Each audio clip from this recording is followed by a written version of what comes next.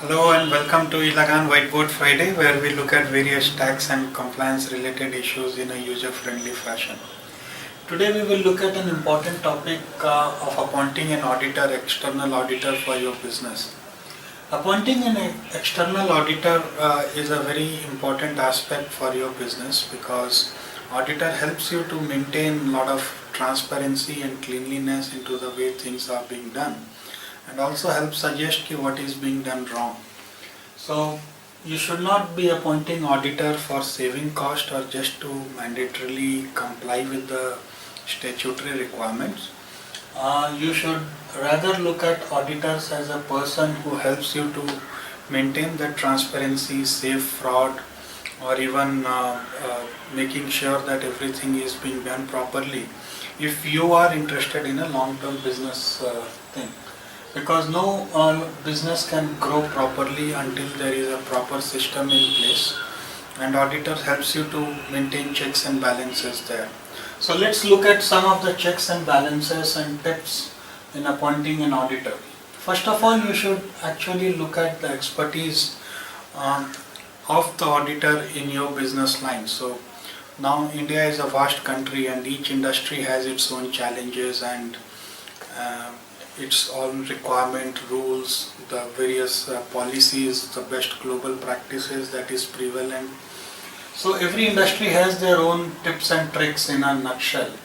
So talk to a person who specializes in your line of business. For example, if you are into manufacturing, talk to someone who knows manufacturing industry well. What are the challenges? What are the norms? What are the rules, policies driving that industry? Or if you are into IT, then talk to somebody who knows IT industry very well, global transactions, international transactions. Because until the auditor does not know the fine points of statute, laws, the norms that govern, the policies that govern, he may not be able to do a great job. So this is very important, checking the expertise in your business line of the auditor. Then the reputation of the auditor, this is one of the most important factor. Now India is a very funny place, so you get all kinds of people, but all respect to everyone, auditors reputation is very important. You should look at how much degree of independence and fairness he can bring. Is he a strong person?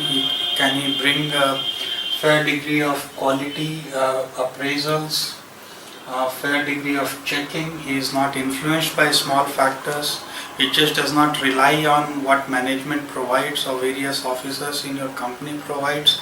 He does his due diligence before submitting the report. So all those forms are part of the reputation of auditor. So check for what kind of reputation he already has. So that also gives you a certain comfort factor that the work done, quality of work done would be great. Then now audit industry also is a lot of process driven. So although we still have a mix of old days auditors and the new age auditors. The new age auditors are more process driven rather than person driven.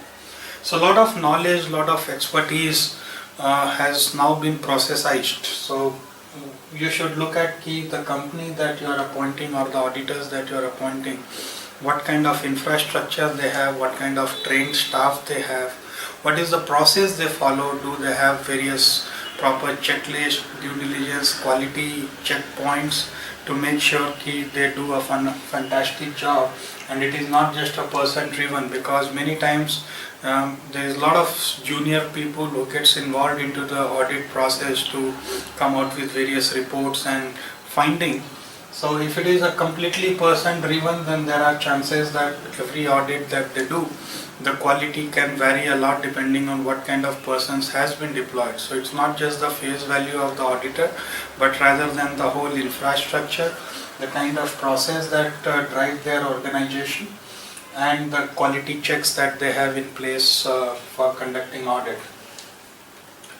Overall experience and specialized skill set. So as said earlier, the auditor should have specialized skill set. They should know about various rules, regulations, policies, so that they can know where anything is getting broken or not, or if everything is followed correctly or not.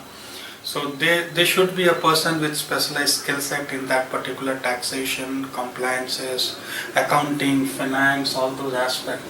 And overall experience, certainly experience has no match. So as people do more and more work, so they come to know about various challenges that is being faced by various people.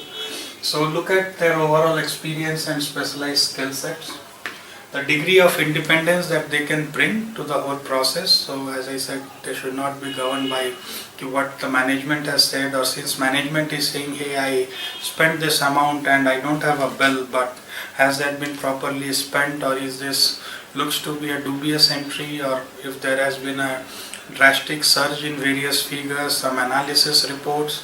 So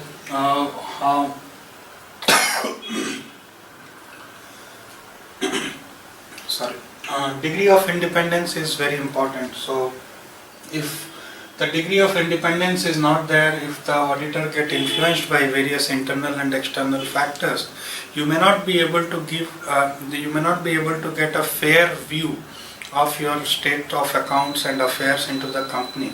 So every auditor is expected to exercise full degree of independence and precaution to make sure, again, auditors, please don't look at them as a person who can do magic, right? So they have their own limitations. There are different types of audit depending on the scale of your business requirements, the business size, the number of branches.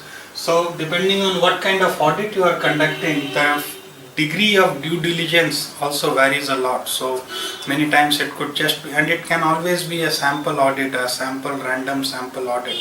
So try to see how you have inbuilt processes, take their expertise in devising the right processes, so that they can also give you an independent and a fair view of where you are, what the statements are, and where we are on compliance side. Please also look at the cost of non-compliance is increasing a lot. The new e-governance policies set up by Indian government makes it very expensive if you are non-compliant, and it is also challenging after certain times that you cannot just say, okay, 5 years down the line I'll take a step and make everything compliant for the last 5 years. That may not be possible. So audit also helps you to know where you are lacking, what changes you need to make, what process changes you should be making. So setting up internals and communication. So first of all, you should communicate to the auditor very nicely and very well what is your expectation out of the whole process. So where and what is the interest factor, what are the things that you want, because nobody knows your business better than you. So you know where the pitfalls could be. And auditor can be used as a means of finding those inefficiencies or deficiencies into the business. So set a very good communication with auditor, and also encourage a lot of open communication irrespective of what the findings are. So set up a very open communication channel with them, with not just with you, with all the parties involved, so that you can actually get to the bottom of the problem. And then setting up your internals. So train your employees to deal with the auditors, to make them available all the data, all the information, all the bills, all the requirements, so that they can do a better job. So if your internal team members are not geared up, or they are not, they don't know what to do, what has to be given, what not to be given, then the audit may lose its essence. So it may not be a great audit. So setting up your internals is important as to achieve an effective audit. Don't just drive by the cost of audit. So cost of good auditors, as any good thing, or quality comes maybe little more expensive, but it is worth if you are a serious business player and looking at medium to short term business growth.